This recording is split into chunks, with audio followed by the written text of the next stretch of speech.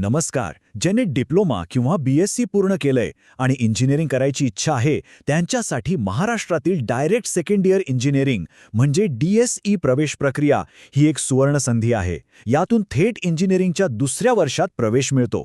आता ही प्रक्रिया थोडी किचकट वाटू शकते, पण काळजी करायचं काहीच कारण नाही. चला ही संपूर्ण प्रक्रिया आज एकदम सोप्या भाषेत समजून घेऊया. तर या संपूर्ण प्रवासात आपण या 6 महत्त्वाच्या टप्प्यांवर नजर टाकणार आहोत. हा एक प्रकारचा रोडमॅप आहे जो आपल्याला प्रवेश प्रक्रियेत अगदी व्यवस्थित मार्गदर्शन करेल. चला तर मग सुरुवात करूया आणि सगळ्यात आधी हे समजून घेऊ की ही DSE प्रवेश प्रक्रिया नक्की आहे तरी काय. DSE म्हणजे सोप्या भाषेत सांगायचं तर इंजिनिअरिंगसाठीचा एक फास्ट ट्रॅक. या 4 वर्षांच्या डिग्रीमधलं पहिलं वर्ष पूर्णपणे वगळून थेट दुसऱ्या वर्षात प्रवेश मिळतो. याचा सगळ्यात मोठा फायदा म्हणजे केवळ 1 वर्षच नाही तर त्या पूर्ण वर्षाची फीसुद्धा वाचते. म्हणूनच महाराष्ट्रातल्या हजारो विद्यार्थ्यांसाठी हा एक खूप महत्त्वाचा पर्याय बनलाय. ओके, तर आता या फास्ट ट्रॅकसाठी नेमकं कोण पात्र आहे ते पाहूया. अर्ज करण्याआधी आपली पात्रता तपासणं ही सगळ्यात पहिली आणि अत्यंत महत्त्वाची पायरी आहे. पात्रतेचे नियम अगदी सरळ आहेत. डिप्लोमाधारकांसाठी डिप्लोमामध्ये किमान 45% गुण आवश्यक आहेत आणि BSc पदवीधरांसाठी 45% एक अट आहे, ती म्हणजे 12वीला गणित हा विषय असायलाच हवा. ही एक लहानशी पण खूप महत्त्वाची अट आहे जी अनेक जण विसरतात. पुढचा टप्पा येतो कागदपत्रांचा. आणि खरं सांगायचं तर हा संपूर्ण प्रक्रियेतला सगळ्यात नाजूक आणि महत्त्वाचा भाग आहे, कारण इथे झालेली एक छोटीशी चूकसुद्धा पुढे मोठी अडचण निर्माण करू शकते. याचं कारण असं आहे की चुकीची किंवा अपूर्ण कागदपत्र असली तर अर्ज सरळ रद्द होऊ शकतो किंवा आरक्षणाचे जे फायदे मिळणार असतात ते गमवावे लागू शकतात. म्हणूनच कागदपत्रांची तयारी ही खूप काळजीपूर्वक करायला हवी. हे बघा, उदाहरण म्हणून आपण MMCOE कॉलेजची ही चेकलिस्ट पाहूया. यावरून एकदम स्पष्ट दिसतंय की ओपन, SC, ST, OBC किंवा EWS अशा प्रत्येक कॅटेगरीसाठी वेगवेगळ्या कागदपत्रांची गरज असते. यामुळे आपल्याला नक्की कोणती कागदपत्र तयार ठेवायची आहेत याचा एक क्लिअर आयडिया येतो. आता ही यादी बघा. 10वी 12वीची मार्कशीट, डिप्लोमाच्या सगळ्या सेमिस्टर्सची मार्कशीट, लिव्हिंग सर्टिफिकेट आणि डोमिसाईल ही काही अशी कागदपत्रं आहेत जी तुमची कॅटेगरी कोणतीही असो तयार ठेवणं बंधनकारक आहेच. जर आरक्षित जागेवर प्रवेश घ्यायचा असेल तर फक्त जात प्रमाणपत्र असून चालत नाही, त्यासोबत जात वैधता प्रमाणपत्र म्हणजेच कास्ट व्हॅलिडिटी सर्टिफिकेट असणं अनिवार्य आहे. त्याशिवाय आरक्षणाचा लाभ घेता येत नाही.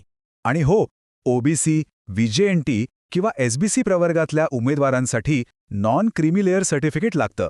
पण महत्त्वाचं म्हणजे ते 31 मार्च 2027 पर्यंत वैध म्हणजे व्हॅलिड असायला हवं. अनेक विद्यार्थी नेमकी इथेच चूक करतात, त्यामुळे ही तारीख लक्षात ठेवणं खूप गरजेचं आहे. बरं, एकदा का कागदपत्रांची तयारी झाली की मग सुरू होतो प्रवेश प्रक्रियेचा मुख्य प्रवास, सेंट्रलाइज्ड ॲडमिशन प्रोसेस म्हणजेच आपले CA राऊंड्स. ही संपूर्ण प्रक्रिया या 5 सोप्या टप्प्यांमध्ये विभागलेली आहे. सगळ्यात आधी ऑनलाईन रजिस्ट्रेशन आणि फी भरणे, मग कागदपत्रांची पडताळणी, त्यानंतर येते मेरिट लिस्ट, मग आपल्याला आवडणाऱ्या कॉलेजचे पर्याय निवडणे आणि शेवटी जागा वाटप. कागदपत्रांच्या पडताळणीसाठी 2 सोपे पर्याय आहेत.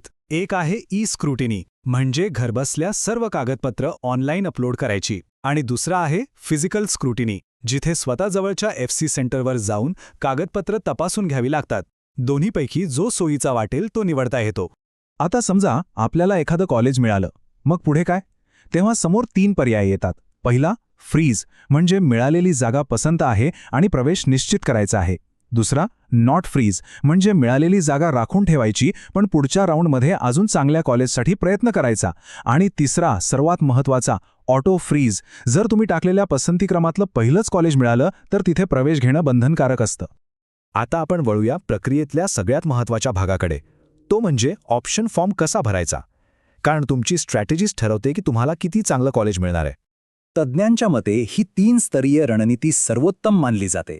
आपल्या लिस्टमध्ये सुरुवातीला काही ड्रीम कॉलेजेस ठेवा, मग आपल्या रँकनुसार मिळतील अशी काही वास्तववादी कॉलेजेस ठेवा आणि शेवटी काही सुरक्षित पर्याय ठेवा जिथे प्रवेश जवळजवळ नक्कीच होईल. यामुळे धोका टाळता येतो. इथे साधारणपणे 2 प्रकारची विचारसरणी असते. काहींना एका विशिष्ट ब्रांचमध्येच करिअर करायचं असतं, जसं की AI किंवा कम्प्युटर सायन्स. मग त्यांना कॉलेज कोणतंही चालतं. तर काहींना COEP किंवा VJTI सारख्या टॉपच्या कॉलेजमध्येच शिकायचं असतं. मग ब्रांच कोणतीही मिळो. आपलं प्राधान्य काय आहे हे आधीच ठरवलेलं खूप फायद्याचं ठरतं. चला आता शेवटच्या टप्प्यात पोहोचलो आहोत. इथे आपण काही नेहमी विचारल्या जाणाऱ्या प्रश्नांची उत्तरं पाहूया. हो नक्कीच. हा अनेकांच्या मनात येणारा प्रश्न आहे. जर नॉट फ्रीज हा पर्याय निवडला तर पहिल्या राऊंडमध्ये मिळालेली जागा सुरक्षित राहते आणि दुसऱ्या राऊंडमध्ये भाग घेता येतो. दुसऱ्या राऊंडमध्ये जर अजून चांगलं कॉलेज मिळालं तर पहिली जागा आपोआप रद्द होते. अजिबात नाही. हा एक खूप मोठा गैरसमज आहे. DSE प्रवेशासाठी MST CET गुणांची काहीही गरज नसते. प्रवेश केवळ आणि केवळ डिप्लोमा किंवा BSCच्या एकूण गुणांवरच अवलंबून असतो. जेव्हा एखादी जागा वाटप होते तेव्हा ती स्वीकारण्यासाठी साधारणपणे ₹1000 सीट स्वीकृती शुल्क ऑनलाईन भरावं लागतं. आणि हो, बेटरमेंटसाठी जायचं असेल म्हणजे नॉट फ्रीज करायचं असेल तरीही हे शुल्क भरणं अनिवार्य आहे. शेवटी एक गोष्ट नेहमी लक्षात ठेवा. CAP राऊंड्समधलं यश हे केवळ नशिबावर नाही तर ते तुमच्या गुणवत्तेवर आणि तुम्ही किती विचारपूर्वक कॉलेजेसची पसंती यादी तयार केली आहे यावर अवलंबून असतं. त्यामुळे योग्य माहिती घ्या, विचारपूर्वक निर्णय घ्या आणि आपल्या इंजिनिअरिंगच्या स्वप्नांकडे एक यशस्वी पाऊल टाका.